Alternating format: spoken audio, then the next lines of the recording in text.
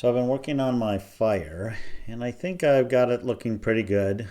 I worked on this flame a little while ago, but I thought I'd start with that. It's actually one of my favorite things to look at because I think it turned out really well. Some things are easier and some things are harder. The billowing fire is a bit more difficult than a single flame.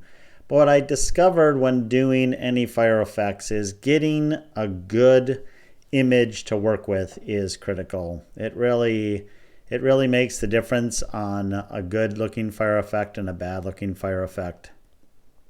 And I started playing around with Microsoft's new co-creator in Paint. It works pretty easily, and it's pretty easy to get some good looking images to work with, especially fire. I played around with trying to make my own. I have a tablet and just, making gradients and that to look like good looking fire. But the fact is that it's really easy to get a decent looking fire using some of the new AI image techniques. So this one, I just typed in single flame on black background. If you do on black background, it will black out the background, which is what you want, right? You just want an image. And because the black is going to be clipped out using the alpha clip when we put it in our shader. So try it out. I might have Windows 11 that I use this with, and it comes with it. So getting a good flame with this is pretty easy. So let's take a look at what goes into making this flame effect. So a couple things. I have my color linear interpretation going from yellow to red. I find that going to red gets that orange looking edge, which is really important in flame, the yellow in the center and the red. If you do this to orange, by the time it reaches that orange, you really don't see it. So the red mixed with the yellow gives you that orange look. So that's what I found worked best. Again, the flame image, I actually made this from clipping out a bigger flame image. I hadn't played around with that image generation yet, but again, this one looks pretty good. It is a pretty good looking flame, so that's important. And then what I did is I have this length fact, and it's really important because the longer you want your flame shooting out to be, the longer you want the particles to live, but that interacts with the velocity. And so what I did is I combined the velocity and the age using this length setting, and you can see that if I set it to shorter, what I get is a shorter looking flame, and if I do it longer, I get a longer looking flame. So we'll look to see how that happens. You'll notice that some of the flames kind of float up, some of them spread out lower, and I'll show you how I did that. All right, so now let's take a look at the particle system. Again, I'm using the VFX particle system here. And what I did is, the first thing we'll look at is this length factor. So the length factor, one, I use it to affect how many particles, the rate that the particles come out. Because the shorter it is, the less particles you need. The longer it is, the more particles you need. And you can play around this value.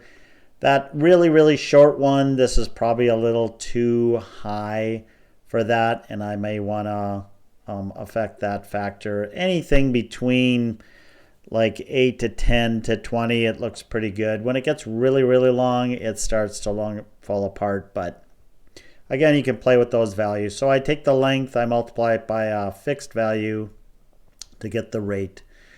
And then what I did is I used this length to affect the velocity and the lifetime. So I use the length itself, I'm just multiplying it by 1. Again, I played around with these values.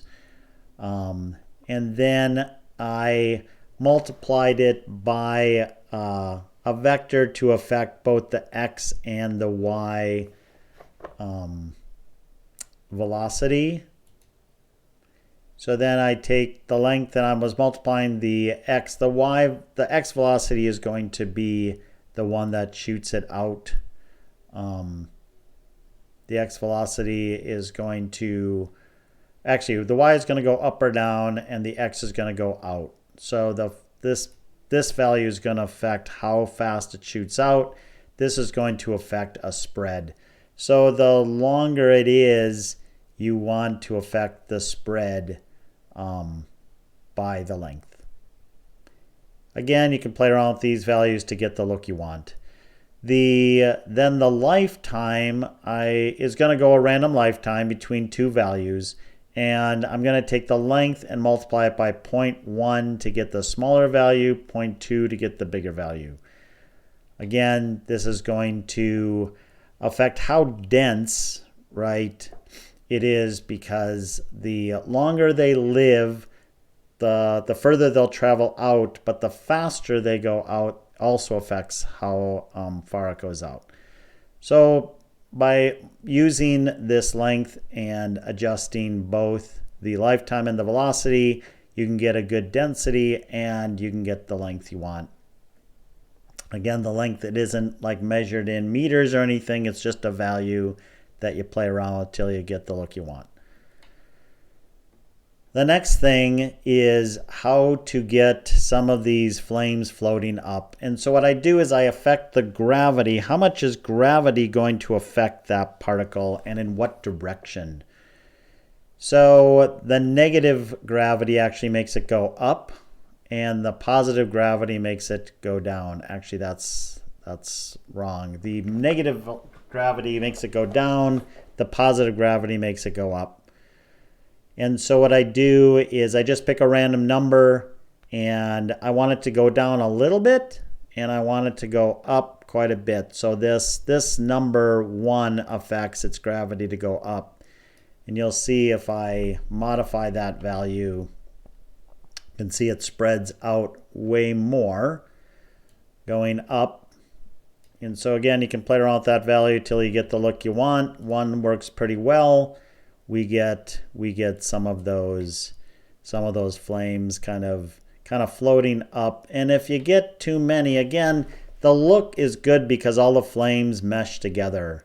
You'll notice if they go up and they're by themselves too long, then you can see that individual image. And again, it's the same image for all of them, but it's the mixing that really gives you that good look. And again, that negative 0.2, some of them kind of spread out down a little bit. It's a combination of the velocity plus the gravity that makes them go down kind of as they travel out. So next, again, I've covered this in my other videos. It's a basic, the colors, the start and end colors that are going to go into my linear interpretation. I got my flame image. And of course, my curves that are going to use the age over lifetime, which goes from 0 to 1. You got the curves that are controlling the color ramp, how fast it goes from the yellow to red, and then that dissolve power. You can see the dissolve power, it goes up pretty quick as it goes to 1. Remember, when it reaches 1, that's when the particle is going to end its lifetime. And the curve for the color ramp, again, I played around with these until I got a good looking color set that I wanted. And then I just multiply the size by between two random numbers between 2 and 4 in order to get a bigger looking flame, kind of on a random range between 2 and 4. The other thing that's important is this orientate along velocity. So again, I want to orientate my flame out along its velocity. So when it's kind of going up, I want it to always follow, so the length of the flame is always in the direction that it's moving. You can see If I change this, looks bad. Now they're all facing up. That's not what you want. So having this along velocity is going to give you the look you want. So overall, like I said, it looks pretty good. I'm pretty happy with it. Again, it's pretty easy because of the way the flames mix together. Yeah, so that's pretty much it for our flames shooting out. Next, I worked on kind of what I wanted to do is make a kind of a fireball that kind of comes up and goes out like a little mushroom cloud. And that was a bit more challenging, but the big difference between that, and I spent a lot of time playing around with different images and really getting a good fire image for that was critical. So we'll take a look at that next. All right, so I know I said that I was going to go into the kind of mushroom cloud fireball, but I decided to leave that for a separate video. I think making more shorter videos is more helpful if you're just interested in the one but not the other. So lastly, I'm going to kind of go over again, and I know I've covered this before, but I thought I'd show it because it is very important when looking at how the flames kind of fade out. Having them fade out is important to the look of the fire, since that's how fire kind of acts. It doesn't just disappear. So I thought I'd show the shader that I'm using for drawing this fire. So here we go. So what we have at the top first is my linear interpretation between the colors. Again, that color start was the yellow, the color end was the red, and then the color ramp that I'm feeding in is the number between 0 and 1. And you can kind of see if I go and change the default, right now it's 0, so you can see it's yellow. And as I go toward red, when it's 1 and it's solid, it is solid red. And when it's in between, it's going to be some color between yellow and red. So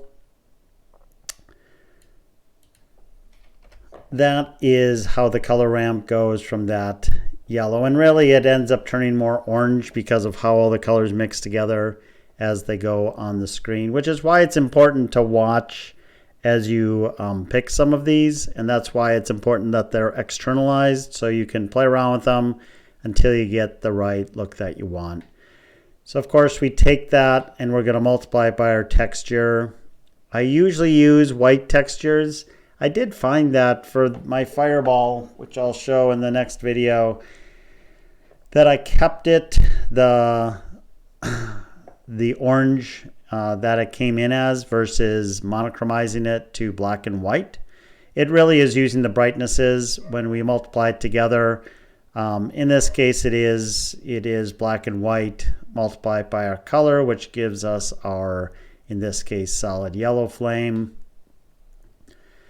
Then, of course, we take the white one, and we are going to use that for the alpha, right? The alpha clip. So that's why it's important that this is solid black, because the alpha of black is 0, so it's not going to show any of that when it actually renders it.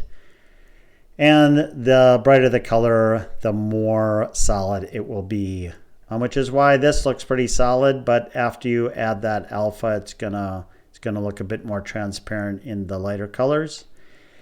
And then in order to get the fade, what we do is we start with a simple noise.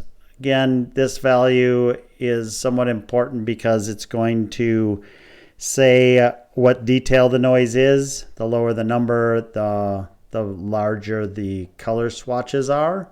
And I chose 10 here. And then I'm going to, well, I'm adding 0. I played around with this value. I found I didn't need it. I could probably get rid of that. And then I'm going to subtract that dissolve power. So when the dissolve power is 0, it's not going to subtract anything. When it's 1, it is going to subtract. This is going to be between 0 and 1. It's going to get go black.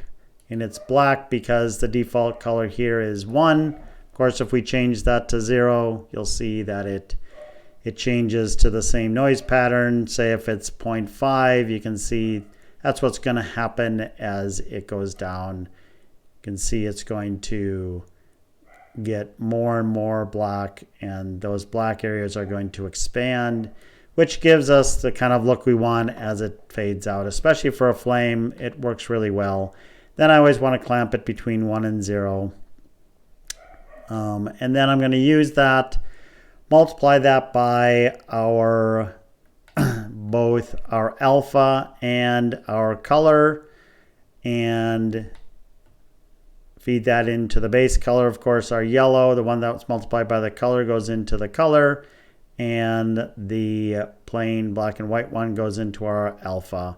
And that's pretty much it. It's not that complicated, but it is important for getting that fade out color that we like. You can play around with that. I have, and really I found it makes very little difference in the look and how it fades out. There's a lot of little details that really don't make that big of a difference, but they are kind of fun to play around with, just to get an idea of what effects they may or may not have. So that's the end of this video. Again, it's short. I will be putting together one looking at more of my fireball look, and so stay tuned for that, and thanks for watching.